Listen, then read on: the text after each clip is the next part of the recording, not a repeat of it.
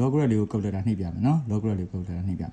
logarithm ကို calculator နှိပ်တာ step မှာပထမဆုံး mode ရ7ရနှိပ်လိုက်ဒီမှာ table ရောက်သွားပြီဒီ log လေးကိုနှိပ် log base က2ပြီးတော့ s plus 1 minus 2နော် equal အဲ့မှာ step စာနှိပ်တဲ့နေရာမှာဒီနေရာမှာ h တန်မို့ကြည့်လိုက် h တန်မို့ကဆရာတို့ horizon နဲ့ translation က -1 အဲ့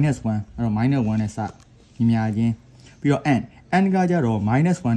နဲ့အမြဲတမ်းပေါင်းလိုက်နော်အဲ့တော့အဲ့ဒီဘက်က step နဲ့4နဲ့အမြဲတမ်းပေါင်းလိုက်တော့3ရတယ်ဟော3ရတော့ပြီးရင် step ကအဆင့်ကိုပြောတာအဆင့်ကိုပြောတဲ့အခါမှာ1 divided by 4ဆိုပြီး1 by 4ဒီကွာတာအဲ့တိုင်းနှိပ်လိုက်နှိပ်ပြီးသွားပြီဆိုရင်စောင်းလိုက်ဒီမှာအင်းကြီးထွက်လာလိမ့်မယ်ဟုတ်ပြီနော်ထွက်လာတဲ့နေရာမှာ -1 ကအစမ်းပြုတ်မြင်ဖြစ်တဲ့ကြောင့်ဒီကောင် error ဖြစ်လိမ့်မယ်ဒီဘက်က y တန်မိုးတွေအများကြီးရှိတယ်အဲ့မှာမှတကယ်လို့ယူကျင်နေဆိုရင်ဘယ်လိုပုံစံမျိုးနဲ့ယူလို့ရလဲဆိုတော့ဟိုးနဲ့မှာဖြစ်တဲ့အပြေကိန်းကိုယူလိုက်အဲ့တော့ -0.75 နဲ့ -4 နဲ့ -0.75 က -3.4 နဲ့တူတူပဲဟုတ်ပြီနော်အဲ့တော့ဒီမှာ -4 ဒီဘက်မှာstep by step လေးတွက်ပြထားတယ်နော် -1.2 နဲ့ 0.5 နဲ့ဆိုတော့ -3ဒီဘက်မှာဒါတွေနည်းနည်းကြော်လိုက်ကြော်ပြီးတော့ 0.-2 ဟိုးနဲ့မှာအပြည့်ပဲယူလိုက်မယ်နော်ဆက်သွားလိုက်ဒီမှာက 1, -1 နောက်ထပ်ဆက်သွားလိုက်မယ်ဆိုရင်ဒီနောက်ဆုံးမှာဟုတ်လား 3, 0 ရမယ်เนาะအဲ့ဒါဆို